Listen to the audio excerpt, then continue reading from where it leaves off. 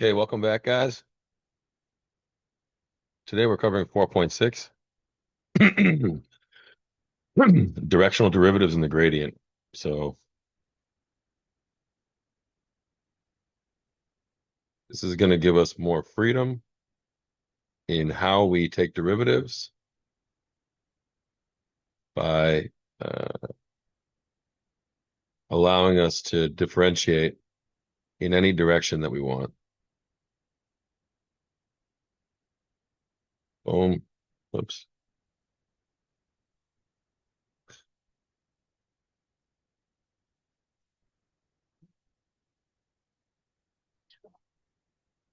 Okay, so first a little recall and a small lesson, and then we'll jump into the calculations.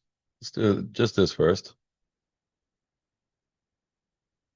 If we have a function of two variables, and we want to go, let's say, in the X direction. We want to differentiate in this direction.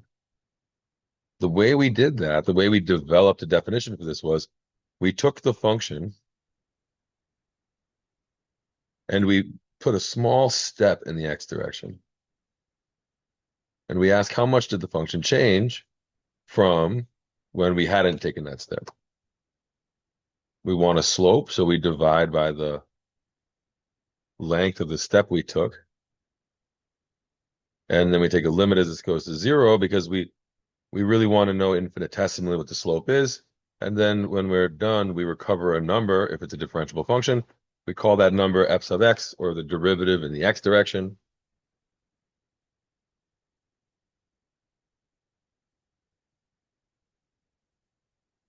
We could also do the same thing, take a small step, but do this in the y direction.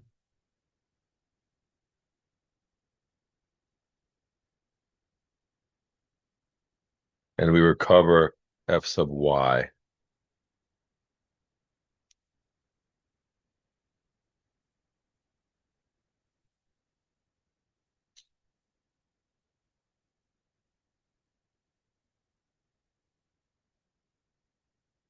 If h is the step size, right, so how big of a step we're taking, we've done two kinds of steps here. One, I'm going to write it this way to be very explicit, 1 times h, that's all of h, in the x direction, and we put 0 of h in the y direction in the first case. This is the first case here. The second case down here, we took no part of our step in the x direction and all of our step in the y direction. We want to think about these ideas. I'm gonna put one more basic idea on the screen, and then collectively, I think we'll be able to see how we should define the directional derivative. I want to imagine that you have all of these options. So this is h. I'm going to write this way, actually. This is h comma 0. That's a vector in the x direction of length h. Also one here, I'm going to call this vector 0 comma h. So I'm sorry. I'm tentatively assuming you're all comfortable with vector notation. This is, again, a preliminary to the course, so I'm just going to not get into that. But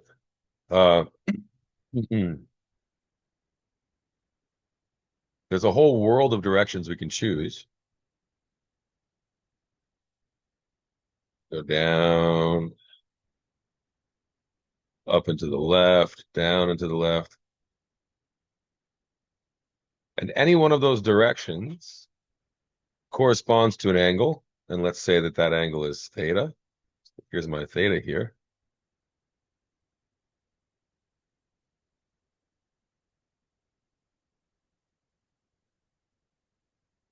Given this choice of theta, how do I find this vector here?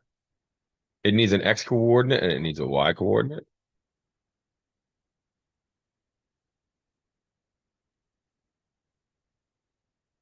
And it should have length h. There's two ways of doing this, or two ways of thinking about it. It's the same thing. One is the hypotenuse, right? The whole length has to be h, times the cosine of theta and that's in the x direction. And then h sine theta, that's in the y direction. And the other one is to think of this as just h, which is the length, times this unit vector, cosine theta, sine theta, same thing. So a step of size h or of length h in this direction here can be described by taking the full h and distributing a cosine theta's worth to the x direction and a sine theta's worth to the y direction. This is kind of the root of all trigonometry here. Okay, now let's zoom out and look here. If this is suggesting a way of differentiating a function f in a more general direction than only choosing to the right or up. Let's go down here. I'm going to call this vector u. So you have a unit length vector u, and it's described by the coordinates cosine theta, sine theta. We want to define, so this is notational, you got to get used to writing this. D is for derivative. U is in the direction of u. F is the function we're differentiating. So this is one whole object here, d sub u of f. And we can do this derivative at any point, x comma y. So this will give us a value for any two coordinates x and y.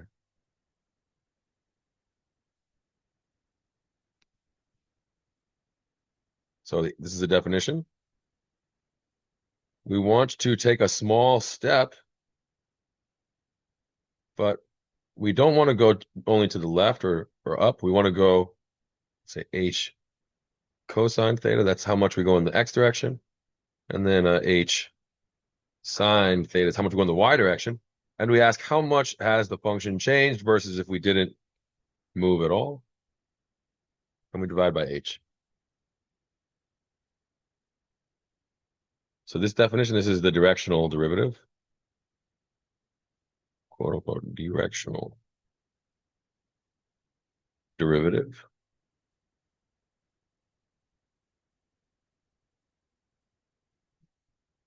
of f in the direction.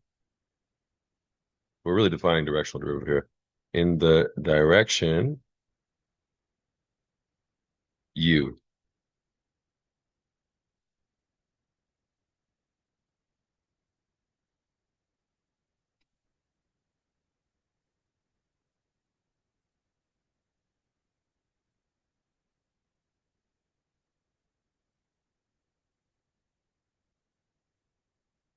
If you've got some function now, let's just kind of draw something here.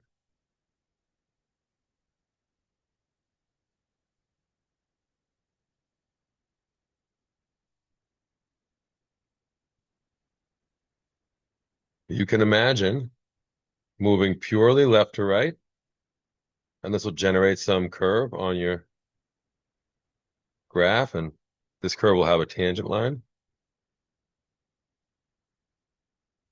You could also move purely up and down, y direction. This will also generate a curve on your graph, and this will also have a tangent line. And now we're introducing the possibility of saying, well, I don't want to go in either of those directions. I want to go in some third direction, defined by a unit vector u. This will define some other curve, and that curve also has a tangent line.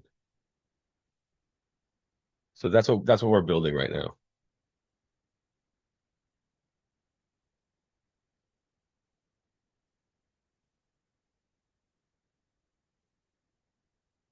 All right, 1 second, guys. Yeah, so we are going to find easier ways of doing these example problems, but the first one, as always, we'll actually go through the calculation directly. So unless a problem asks you to do it this way, we're going to try to get away from this approach, but let's go with this guy.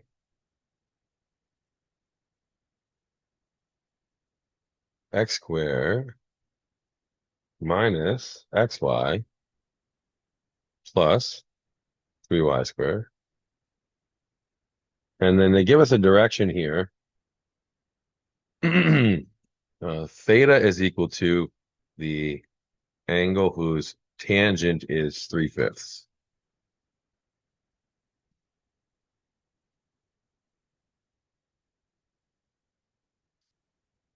No, sorry, I knew that didn't make any sense. The angle whose cosine is 3/5.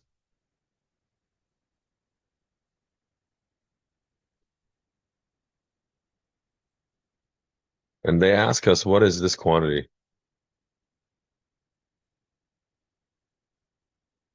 Oh, -1,2, sorry. Question mark.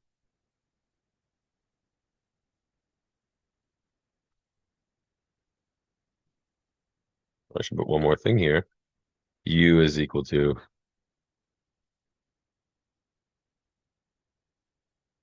okay, so they've given us a function.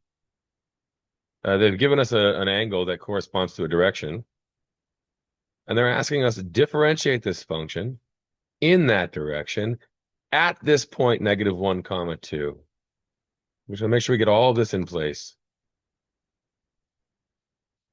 Let's take a stab at this. So the first thing, so we can do this in pieces. The first thing we're going to want to do is look at what this is. This is going to be a lot of writing.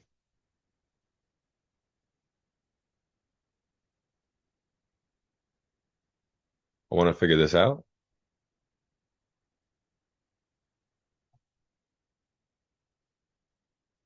I'm going to need to use the fact that the cosine of theta is coming from this right is 3/5.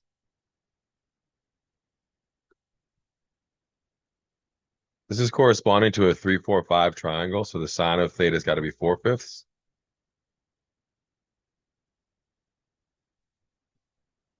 Right? 3 squared is 9, 4 squared is 16. So let's just plug everything in here. I want x plus h cosine theta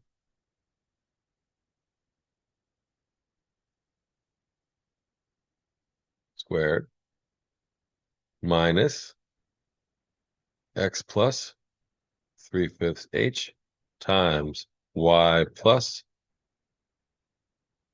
4/5 h plus 3 y plus 4/5 h squared.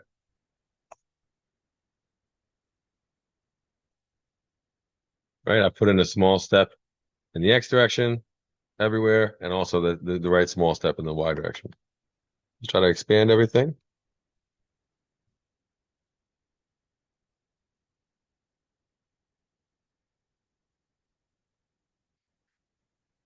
Oh,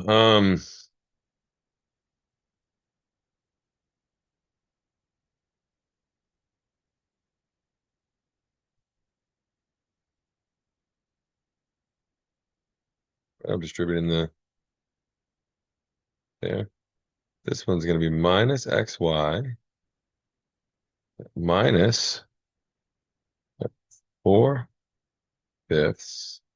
xh minus 3/5 yh minus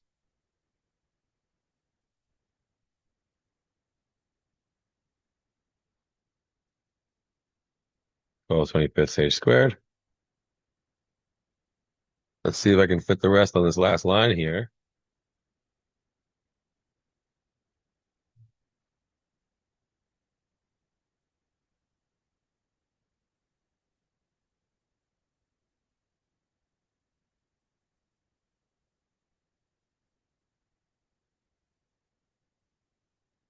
— 16 times 3 is 48.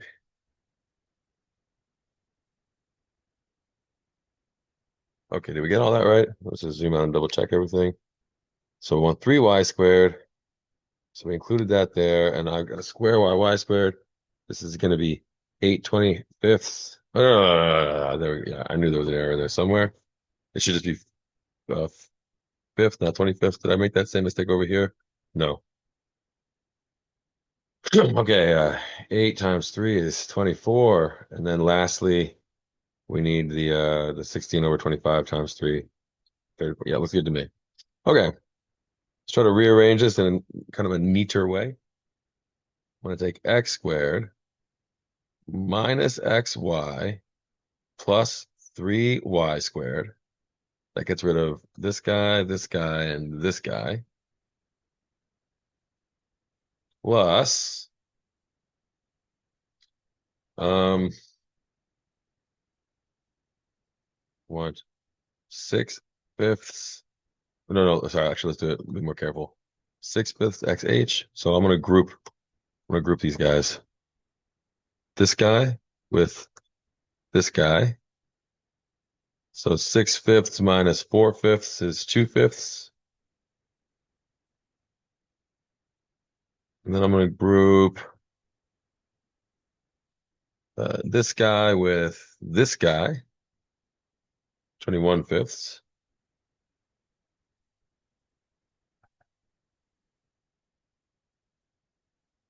And then all my h squared terms, h squared, and h squared.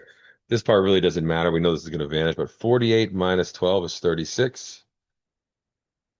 36 plus 9 is 45.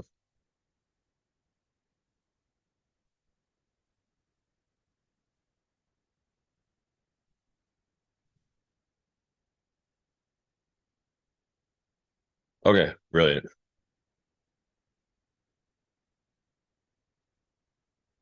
That's really the hard part.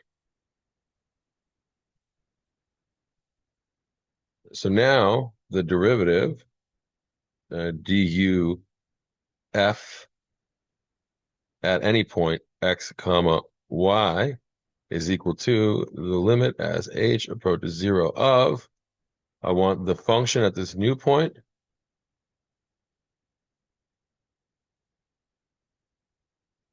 minus the function where we started divided by h.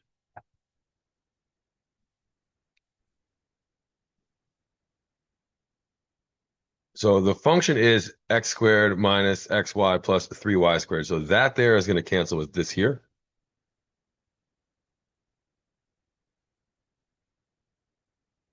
So we're only going to see these first two terms.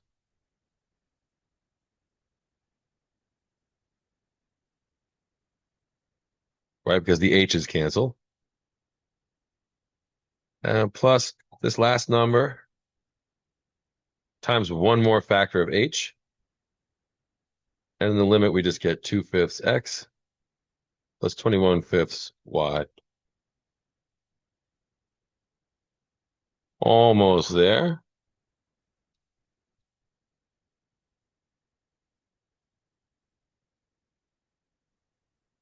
If I plug in -1 comma 2, I'm going to get -2/5 plus 42/5.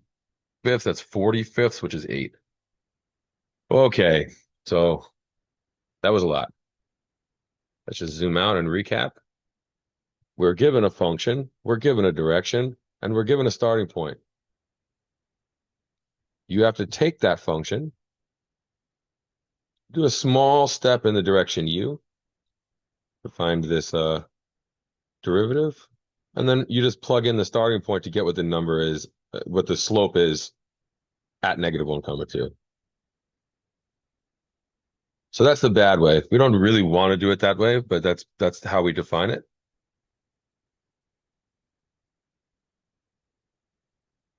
There's another thing we can do, which is going to be really nice.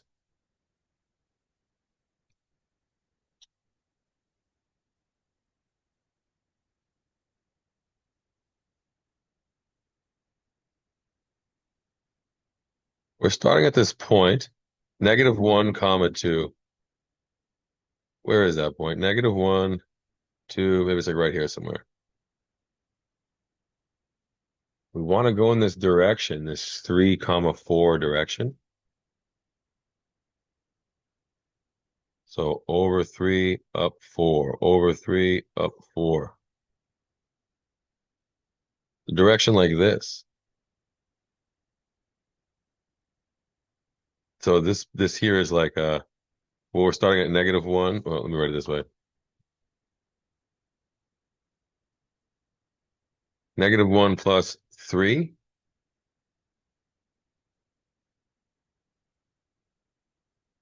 t, -1 plus 3t, and 2 plus 4t. That's a parametric curve, and it starts at the point we care about, and it moves in the direction that we want to move in.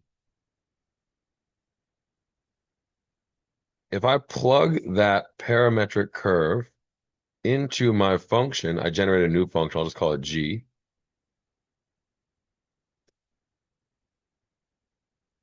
Take a moment to reflect on what that function is, what it looks like, what it does. We saw last time that if you take a parametric curve and you plug it into a function, you're seeing the values of f over that curve. This is going to look like this, right? The function f, whatever it looks like in R2, over this blue curve is this orange line that we're calling g. And at the starting point where t equals 0, there's a slope. Whoops.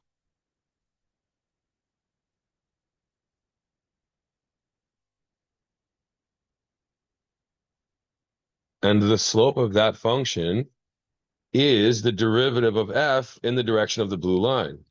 So if we can find g prime at 0, the derivative of g when t equals 0, we're going to get a slope, and it's going to be the exact same number as what we did over here. In this case, it's 8 over here. So it's going to be really easy. What is g prime? I'm going to apply the chain rule. We saw this last time. I need f sub x at whatever point I'm at times x prime with respect to t, the derivative with respect to t. I also need f sub y times y prime.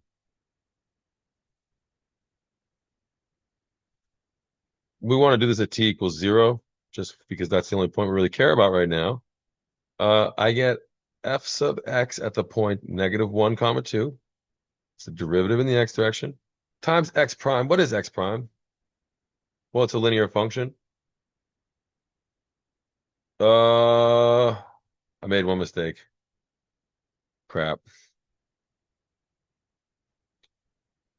The one mistake I made, sorry guys, is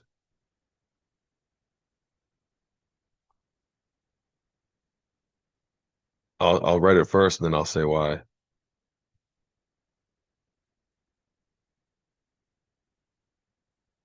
You can't use 3 and 4. You have to use 3/5 and 4/5 because the blue curve or the blue line that we're drawing has to have a speed of 1.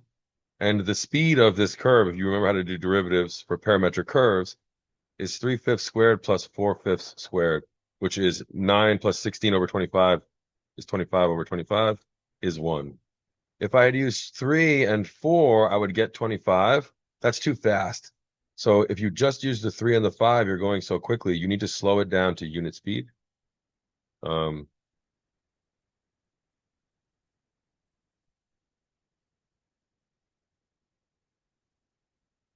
so it should be a 3/5 and a 4/5. Sorry about that.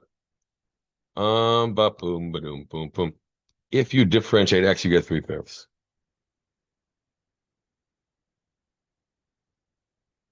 The derivative in the y direction times the y prime dy dt. This is 4/5.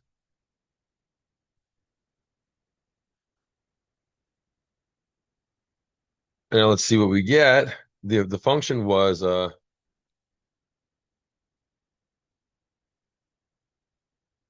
x squared minus xy plus 3y squared. The directional derivatives are 2x minus y.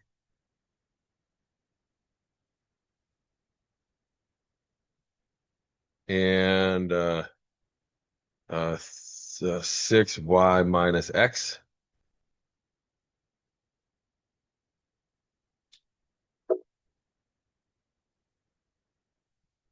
If you plug in -1 comma 2, you'll get -2 minus 2 is -4.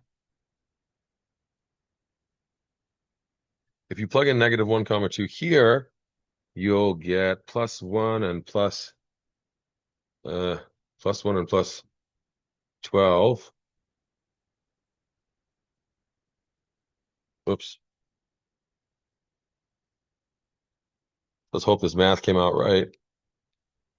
4 times 13 is 40 plus 12 is 52. Yeah, we're good. 52 minus 3 times 4 is 12. That's 40. So you still get 8. Same answer. Just zoom out again. On the one hand, we took a step, a 3/5 and a 4/5 step in a given direction and calculated directly the slope. On the other hand, we generated a line in the 3/5, 4/5 direction. We plugged that line into the function f to get g, and then we differentiated g using the chain rule. Two different ideas, two different ways of going about the same thing.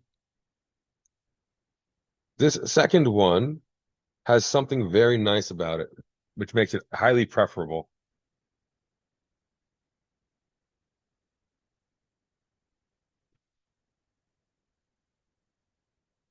I'm going to write it right here in a different color. This here is f sub x at a given point, at the moment I don't care what the point is, times the cosine of theta plus f sub y times the sine of theta.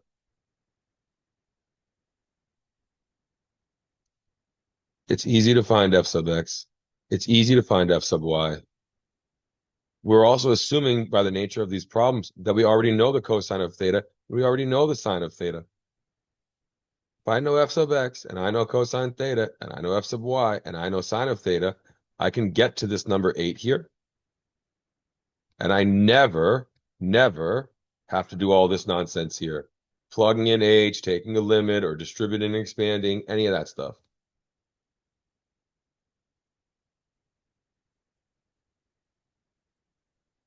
I'm going to write this out rather quickly. This is the rule we want, though. If you've got some function u, not some function u, sorry, some direction u,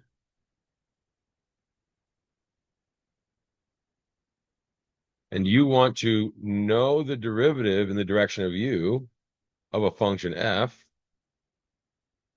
you can start, well, you don't actually have to do all of this, but you can start by generating this curve. A parametric curve is really a straight line, where you start at the given x, you move in the direction, well, you move cosine theta's worth in this direction. You start with on the y coordinate at y.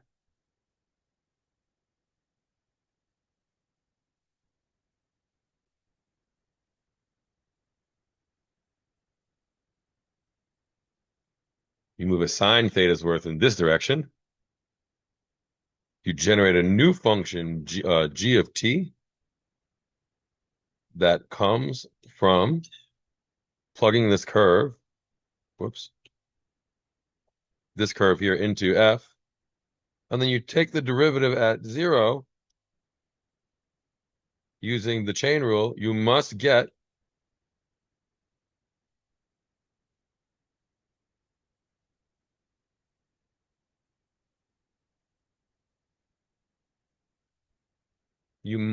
this product here, or this sum of products, right? There was nothing special about 3/5 and 4/5. Any cosine theta, any sine theta, I can make a straight line. in the direction of u, starting at the point xy. I can plug that line into f and differentiate, and using the chain rule, you must get this expression here,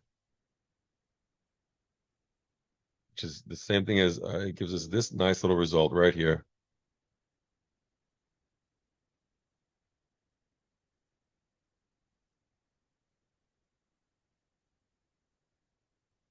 We can do directional derivatives. Given any direction u, if you want the derivative in that direction of a function, you merely need to apply to this product or this sum of products here.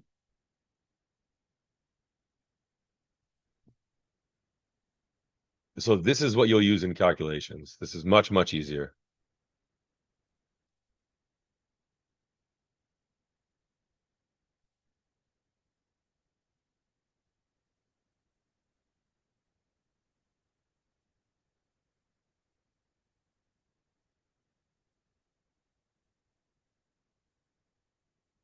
Let's try one more for completeness.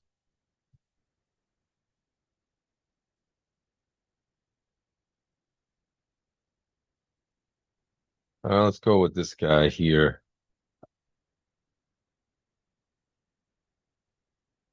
F of xy is 3x squared y minus 4xy cubed plus 3y squared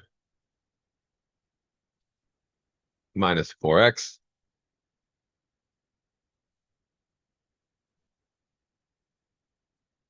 They give us this direction.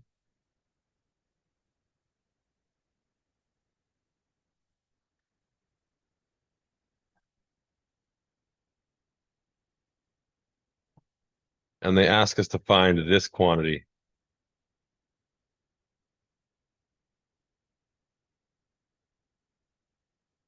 Okay, we've got a function, differentiable function. We've got a direction and a base point starting point. To find this derivative, we're going to use the second technique. Let's find the partial derivatives. For the first one, 6xy minus 4y cubed minus 4. For the second one, 3x squared minus 12xy squared plus 6y. It's also going to help us to know that the cosine of pi over 3 is 1/2. The sine of pi over 3 is root 3, whoops, root 3 over 2.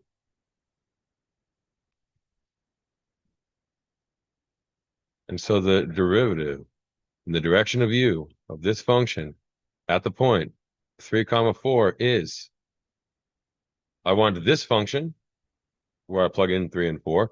3 times 4 is 12. 12 times 6 is 72.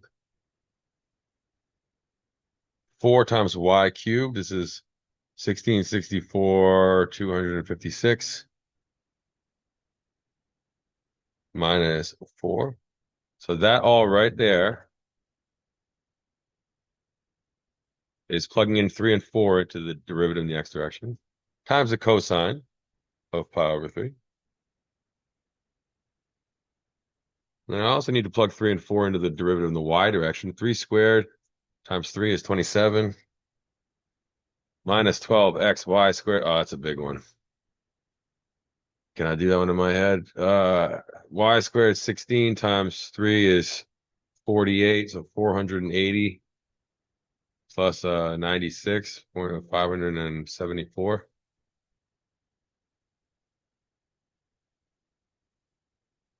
Plus 6 times y, 24. 16 times 3 is 30 is 48, 480 plus 96. 4 is 580, but take away 4, 576. 576.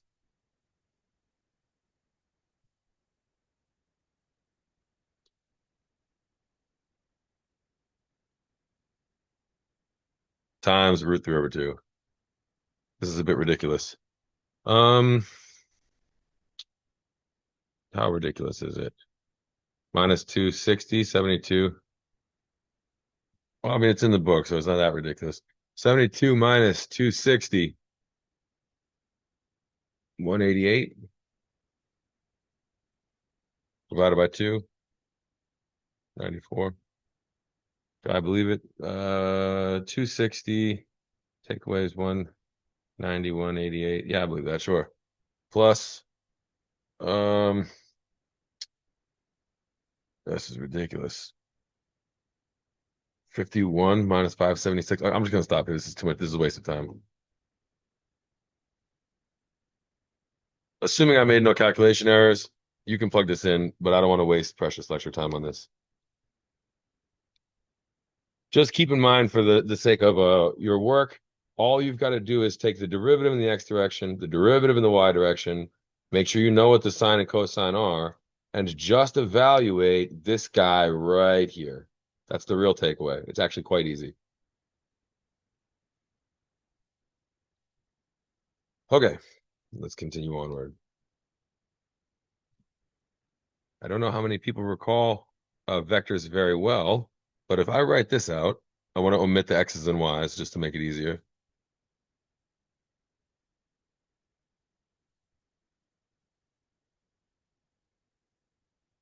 This is actually the dot product of two vectors. The first vector is f sub x, comma, f sub y. The second vector is the cosine theta, sine theta. Another way of saying that is f sub x, f sub y, dotted with u. I'll put a little arrow on it to acknowledge that it's a vector. Right, you're given this vector u here. You want to differentiate f in the direction of u. You can take u and just do this dot product against this vector here. What is this vector? Well, it has a name. So this is another definition. This is an upside down triangle. We pronounce this grad f for the gradient of f. The gradient of a function f of two variables. It is a vector. The first coordinate of this vector is the derivative in the x direction. The second coordinate of this vector is the derivative in the y direction.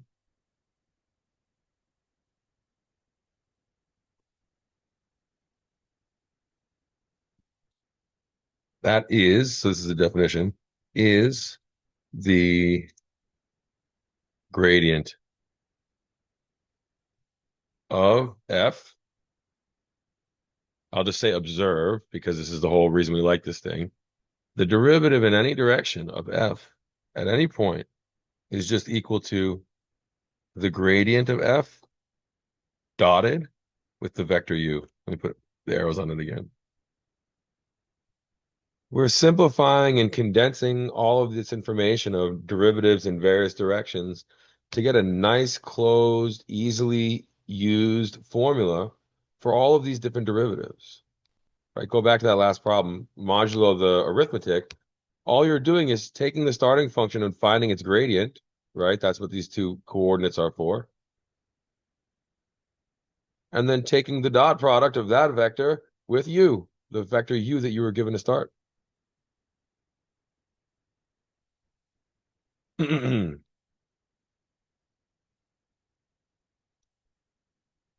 So directional derivatives we will do by using this gradient here. There's one more really important thing. All right, let's do a couple quick examples first. So just finding the gradient, we don't actually have to do any directional derivatives.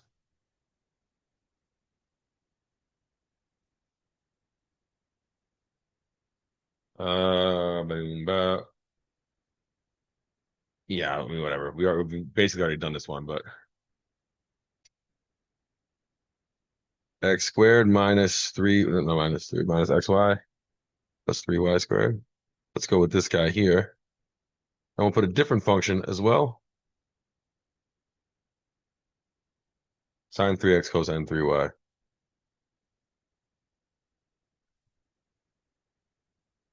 Okay, let's just find the gradients of these two functions real quick. The gradient of f is 2x minus y and 6y minus x. I just differentiated this in the x direction first and then the y direction. And then the gradient of g is differentiate in the x direction. I get a cosine 3 cos 3x cos 3y.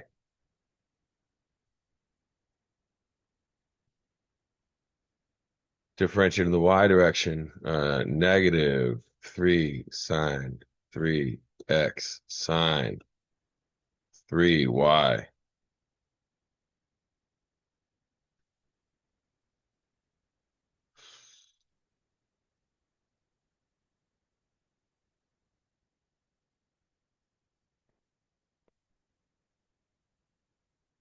Ba-doom, ba-boom. Okay, easy enough.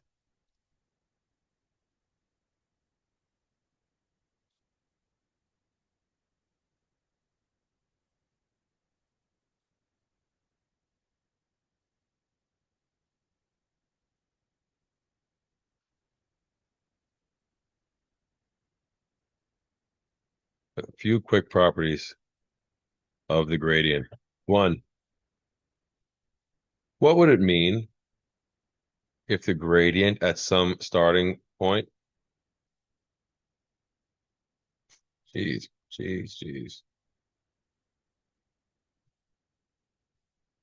were 0? This would tell you that the directional derivative in any direction has to be 0. Because if you go back to those dot products, right, fx and fy are 0, you're going to have to get 0 here. I'm going to just draw 3 quick pictures for you that are nice to have in mind. You could, this is maybe something we're going to learn in a couple days, but if you're at a point where the gradient is 0, every direction, the first derivative is 0, you could be at a little, I'm going to just write the word valley.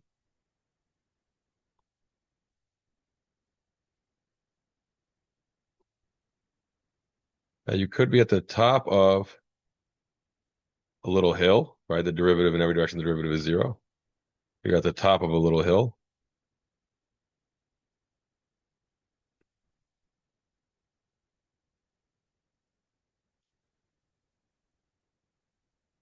Another big one is you could be at a little saddle point where in one direction it goes, it looks like it's curving downward, and the other direction looks like it's curving upward, but at that exact point, the slope is 0 everywhere. So this one, they usually call this a saddle. These are 3 pictures to keep in mind in the next couple days as you think about what it means for the gradient of a function to be 0 or non-zero. When it's 0, the 3 main pictures to keep in mind are, whoops, I said orange,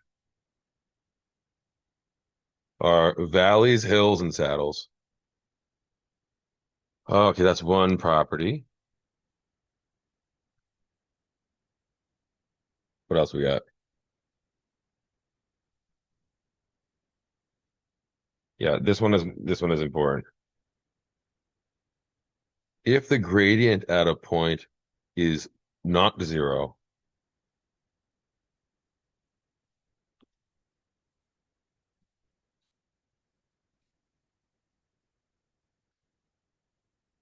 then if we make a vector u by going in the direction of the gradient, we have to divide by the length of the gradient, right? We want a unit vector. This u is the direction of steepest ascent.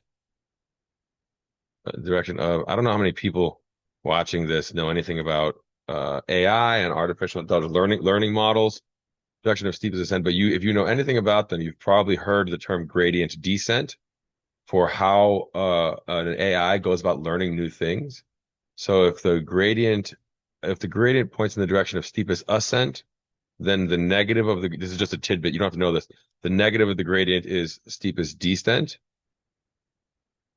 And if you think of descent as getting closer and closer and closer and closer and closer to the right answer for an artificial intelligence model, whatever it is that you want it to figure out, what those AI models are doing is they're moving in the direction of the gradient over and over and over, or the negative gradient, and they are quote unquote descending to this final answer.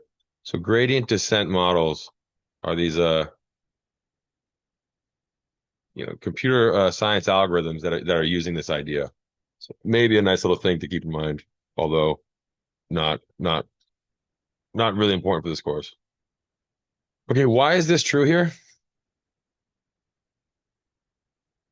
In general, whenever you guys first learned about dot products, you probably learned that A dot B equals what? This counts as recall. The magnitude of A, the magnitude of B times 1/3 thing, the cosine of the angle between them. So this is a different angle. I'll call this cosine phi. So if you take some vector grad f and you dot this with some vector u, this is going to come out to be the length of the vector grad f. Well, the length of the vector u is 1. We're only using unit vectors.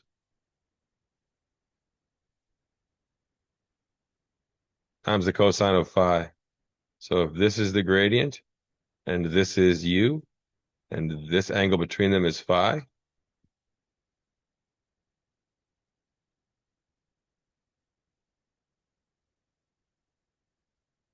the derivative in the direction of u is purely or simply going to be the length of the gradient times the cosine of that angle. And when is that cosine biggest? Cosine is maximal when phi equals 1. When phi equals 0, that's when cosine equals 1. And if cosine equals 0, then u is pointing in the same direction as grad f. So this right here is how you understand number 2 there. U has to aim in the same direction as f if you want the derivative to be biggest, the directional derivative. Let's put a little note here. We'll call it number 3. Same deal. I'm just going to say this. I'm going to say steepest descent in u equals negative grad f divided by the length of grad f. Okay.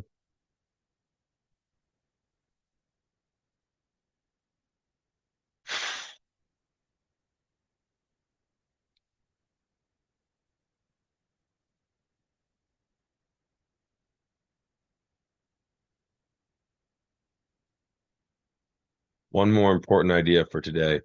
The relation to level curves.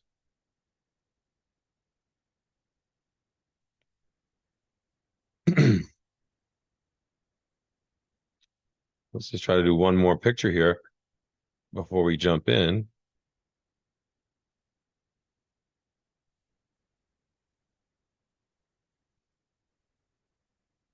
Let's say you've got something like, let's make it a little more complicated. Let's say it looks like this. So you've got a hill.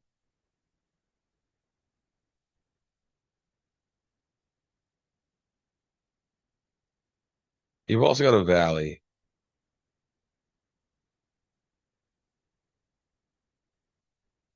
And then away from there, it does whatever it does.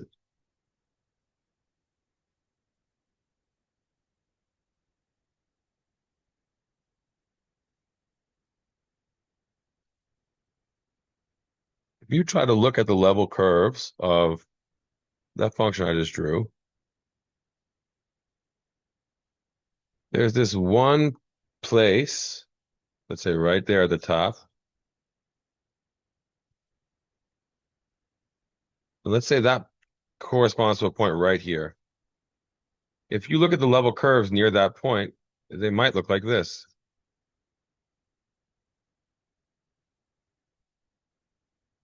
And there's this other point down here. If you look at the level curves near that point, they might be similar. And then between them, it's kind of hard to tell what happens. Maybe it's something more like this. And maybe it goes down.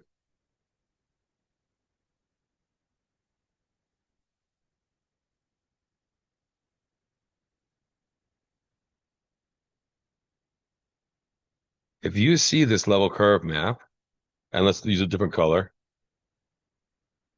this right here might be the level curve corresponding to some high height, let's say like 5. This one down here, let's see, 5, 4, 3, 2, 1, 0, -1, -2, -3. Let's call that -3 there.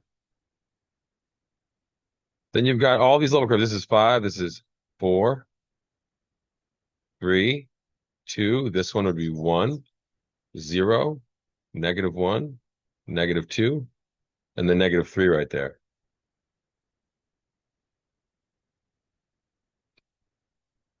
Let's isolate one specific point. Maybe like right here, let's say. And I'm going to make 2 observations in tandem, and we'll put them together into the last part of this class, or this lecture. If the gradient points in the direction of steepest ascent, which we just saw is true, it probably points something like this direction. Whoops, sorry.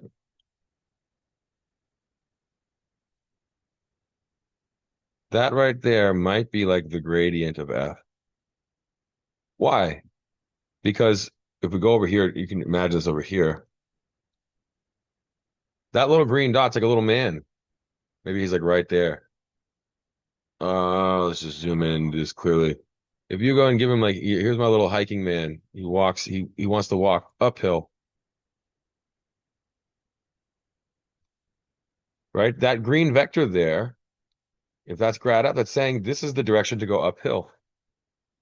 The negative of this, negative grad f, would be the direction he would go if he wanted to go downhill. So here's the relationship to level curves. We're going to write out a mathematical proof of this, but I'll just say it first. What if he didn't want to go uphill or downhill? What if he liked the height he was at? He liked the view from there. And he just wanted to walk around at that height. Well, that's the point of level curves, right? If you stay on a level curve, you don't go up or down, right? Here's the leap. The level curve has a tangent line. Hopefully everybody can tell what I'm about to say. The tangent line of the level curve is perpendicular the direction of the gradient, because the gradient corresponds to steepest ascent or steepest descent, depending on if you're going up or down. And the level curve corresponds to no ascent and no descent. This forces these 2 lines to be perpendicular. And we want to write this out mathematically, observe this to be true mathematically, and then we'll call it a day. Let's see if we can pull this off.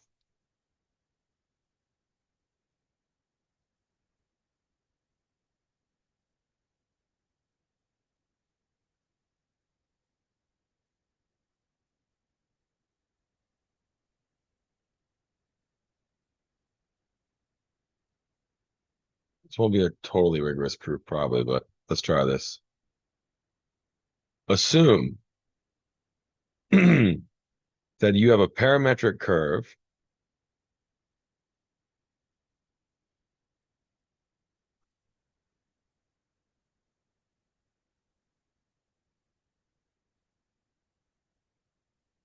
And it's a parameterization of a level set. So we'll say the level set f equals some value k. So you set f to k, you get a curve. That's a level curve. We're imagining we can parameterize that curve. So this parameterization moves along that curve. Well, we can define a new function g of t by restricting the function f to this level curve.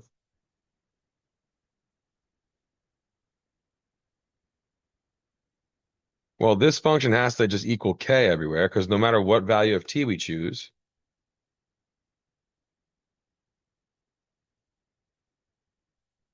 we're getting a point xy on this level set where we are assuming the function equals k. And this tells us that g prime is 0.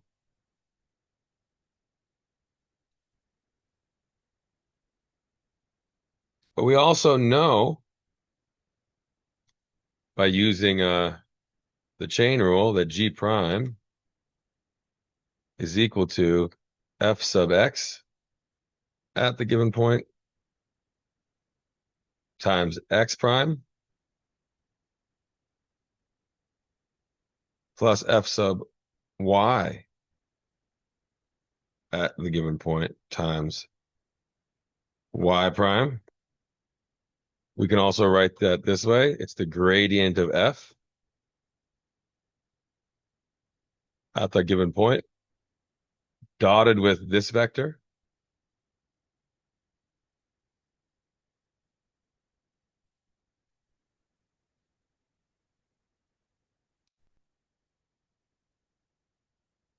But this has to come out to be 0 by that little purple star there.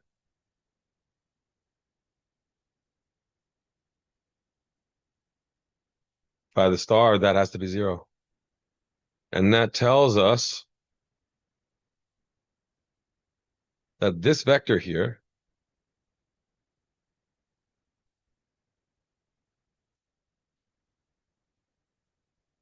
and this vector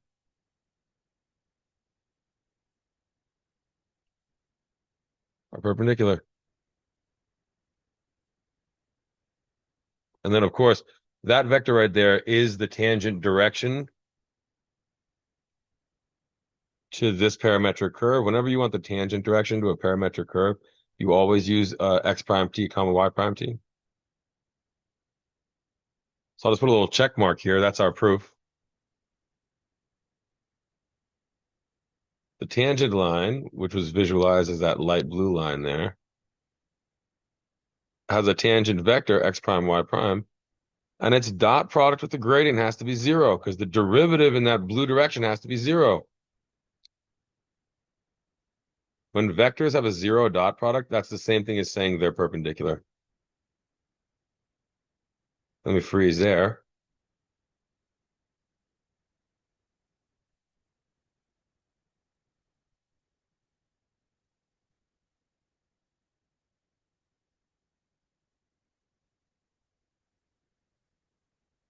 Okay, one more problem. Oops. Let's zoom in a bunch.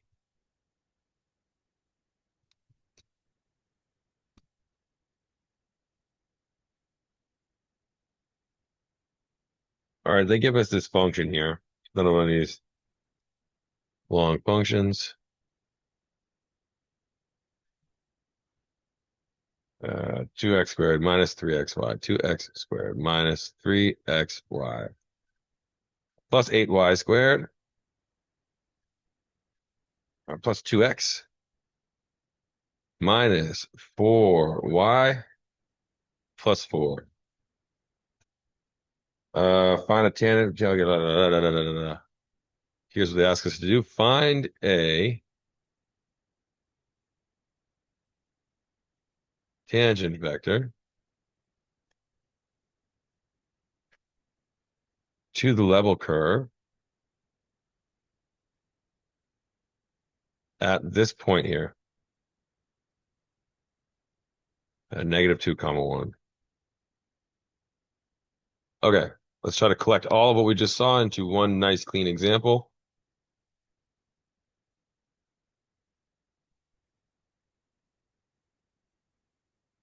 What are they asking us to do? There's a point, negative 2 comma 1. So here's x, here's y. Negative 2 comma 1.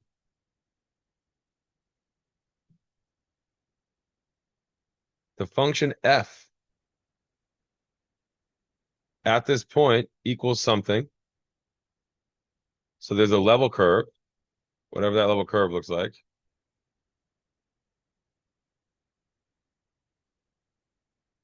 They are asking us to find a tangent vector to this purple level curve. So there's a line here. It's a tangent line. We don't want the tangent line itself. We want a vector, a tangent vector. How are we going to do this?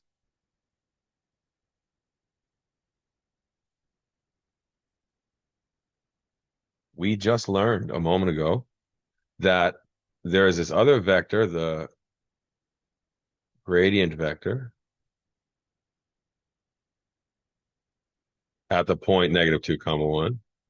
We just learned a moment ago that that direction has to be perpendicular to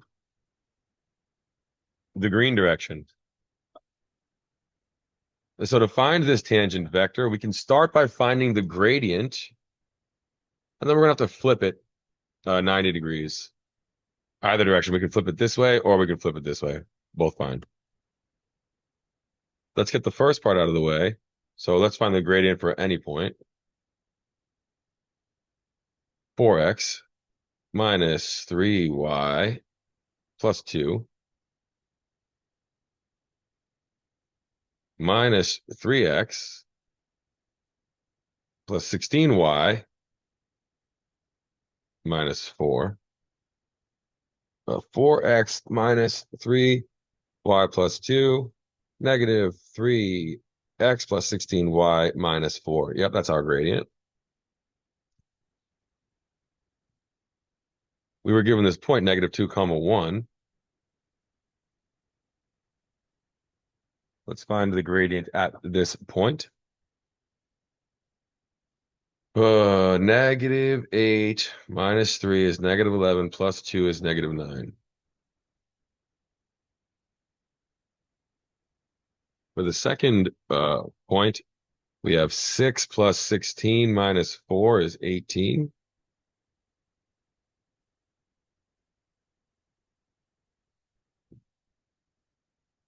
Double check. 6 plus 16 minus 18. Okay, sweet. In general, if you want a vector v perpendicular to grad f, or to any vector, whatever you want, this will be implied if you take v to be the flip of these two guys. So I'll put an 18 and a 9 and flip the sign on one of them. Since this one was already negative, I'll make it positive. That'll always get you a perpendicular. You can see because negative 9 times 18 and 18 times 9, that has to come out to be 0. So V is good, but also, here's a little trick to make it simpler. 18 and 9 is good. 2 and 1 is also good. It's just smaller. So 2 comma 1 points in the same direction as 18 comma 9. So this is correct. You could use 18 comma 9. But the smaller vector is better because later on, in case you have to do calculations, you'd rather multiply against 2 and 1 than 18 and 9. So I'll just say this is tangent or is it, let me say, is a direction. Is a direction tangent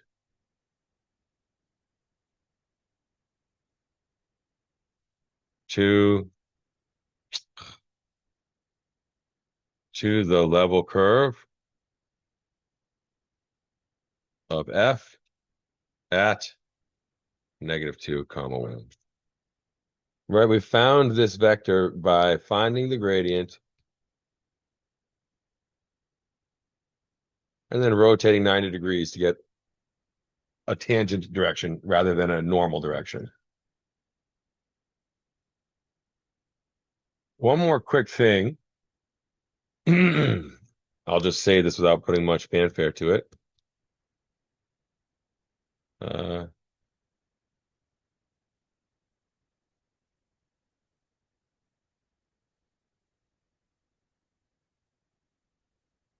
in 3D, all of these results extend exactly. So if you want, let's just do a quick example. If you took f, for instance, to be some function of 3 variables, like, for instance, I'll do the second one here, e to the -2x. Oh, no, this is -2z, sorry. -2z. Sine 2x cosine 2y.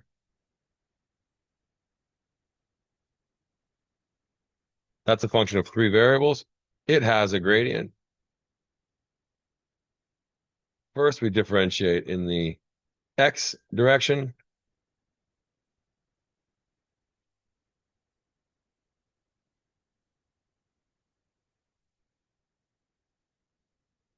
That's supposed to be a 2.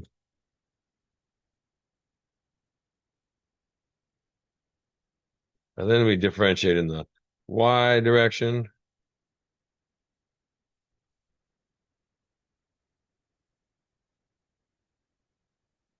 And then lastly, we differentiate in the z direction.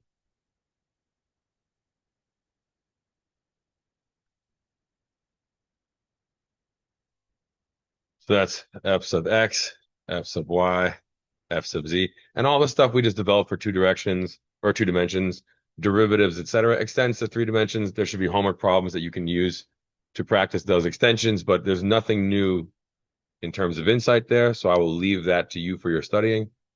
And I have no announcements for today, so I'm just going to end the video here.